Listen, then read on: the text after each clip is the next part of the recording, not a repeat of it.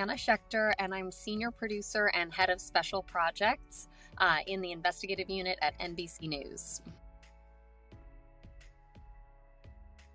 I think at least we're celebrating 1 month. At least there's this month of recognition, because I think as a society, there have been so many amazing conversations, especially over the last 10 years, about the sacrifices women make, the physical toll of bearing children, rearing them, and doing things in the broader outside world, juggling just caregiving, regardless of who you're caring for, and having the opportunity to do something in the world. I actually think every day we should be celebrating women who do have to walk more carefully in the world because they are women. And I think it's amazing to recognize that.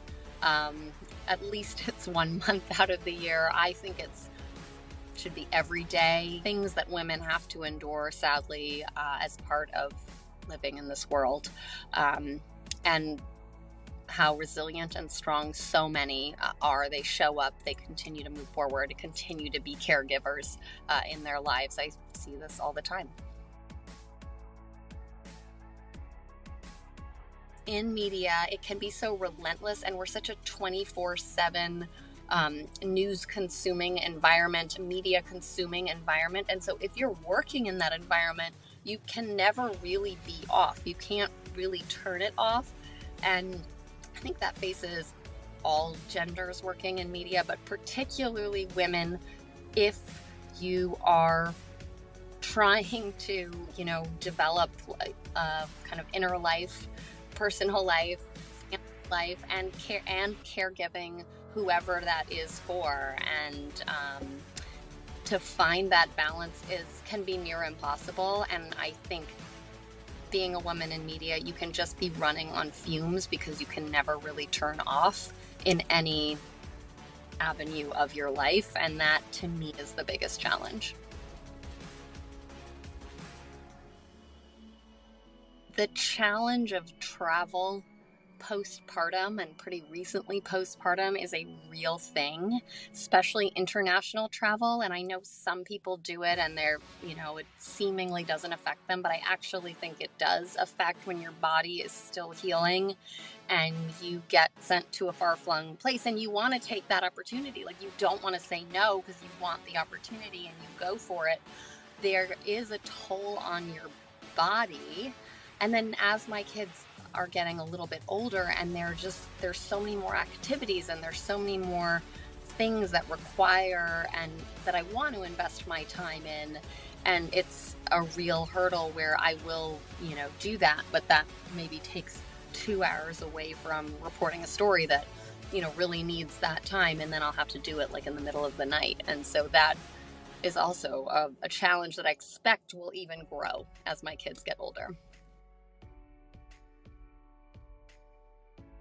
Not recently, but maybe earlier in my career, I was at a different company, and I think it was more of myself not stepping into my power and saying, I don't want to push, to front this story, or I don't want to be perceived as having like sharp elbows to try to go for something and be really ambitious. And I kind of feel like it was in my own mind early on, and jumping over to where I am and the company I'm at now was just such a confidence booster, and it's a very supportive place to work. I feel so grateful because I know that is not the case in every company and every media company, for sure.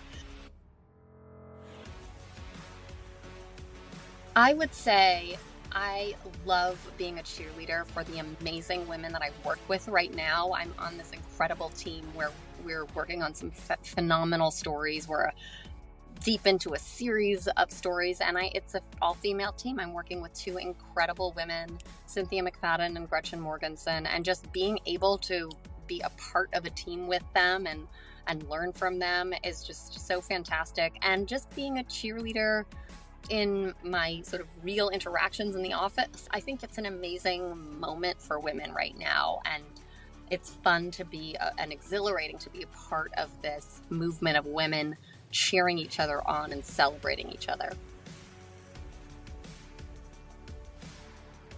What I see already are confident young women who are willing to speak up and say what they're passionate about, set boundaries with work life balance in a way that I didn't feel comfortable. And I'm so happy to see that. And I always applaud that and encourage that because there's always going to be another story. So you need to take the time to recharge your battery. Sometimes these stories can be emotionally draining and even traumatic if you're telling the story of someone who's experienced trauma. And so to recharge that battery and take care of yourself, take a beat, take a day to process. And I don't love the term self-care, but I don't really know of a better one. Take care of yourself while you're telling these tough, raw stories.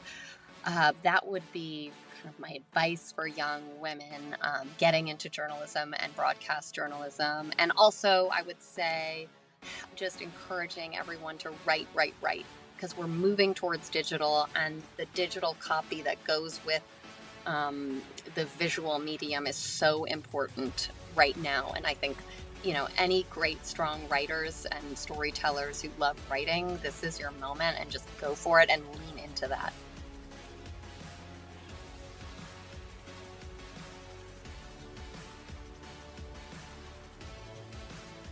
It's so important because sometimes stories come out of a conversation that you're having with your crew and your audio tech and your camera person. And so the more women that are there, you hear that voice because that's who you're with as you're kind of tossing around ideas of how to tell this story. I think media is an amazing place for women to work.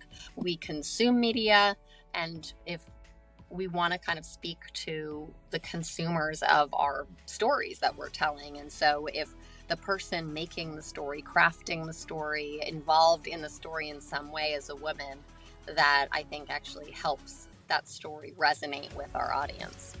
The Today Show in the morning, we have 2 female anchors, and I just think that is such strong representation and sends such a great message. I'll say 2 women right now. One is my mom, who worked as an infectious disease specialist while I was a kid with very little help, and just did it. She just showed up and, handled leprosy and tuberculosis in San Francisco when things like that would pop up. Leprosy, not in San Francisco, but she would actually travel around the world to treat people. And that was just such a great role model for me to see that you can do both. Right now, I'm working with Cynthia McFadden, and she's been in this business for so long, and just her creative, sharp, incisive ideas about stories are so inspiring to me. And I just love being around it and being around that energy.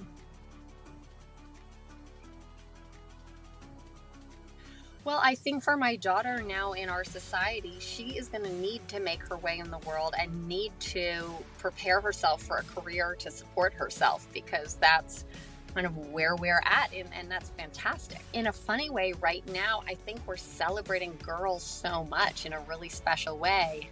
And then having 2 boys, I'm like, wait, they're special too. Any woman who's in a position to hire women, I think we need to be hiring women for representation across the board at every level, from entry-level jobs up to C-suite jobs in every industry. And breaking down those barriers is key. I think so much progress has been made, but we can continue to move forward and do more. And also in the political arena, we've seen a lot of barriers broken down, but having members of Congress here in the US or members of Parliament in the UK who are women, who understand the challenges of being a woman and juggling work and family in order to create policy and implement policy that supports women, because I think we can probably do better on that front.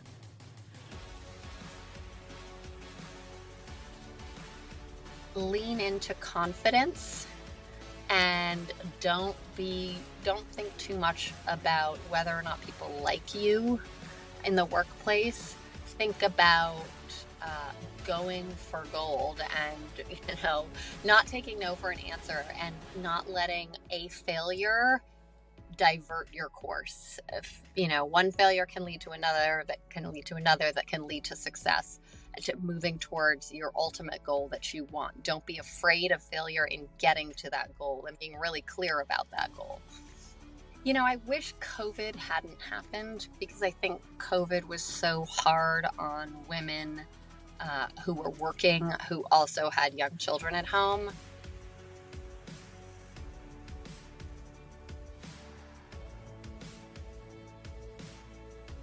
COVID kind of placed pause on like this incredible momentum that I had built. And it took me a lot of energy to get that momentum back. So that's sort of an outside force. And in terms of uh, my own decision making, changing something, I think I might have been a little bit more willing to take a sort of less prestige job moving towards what I really wanted to do instead of just sticking with, well, it's a big organization. I'm just going to sit tight and, move up and,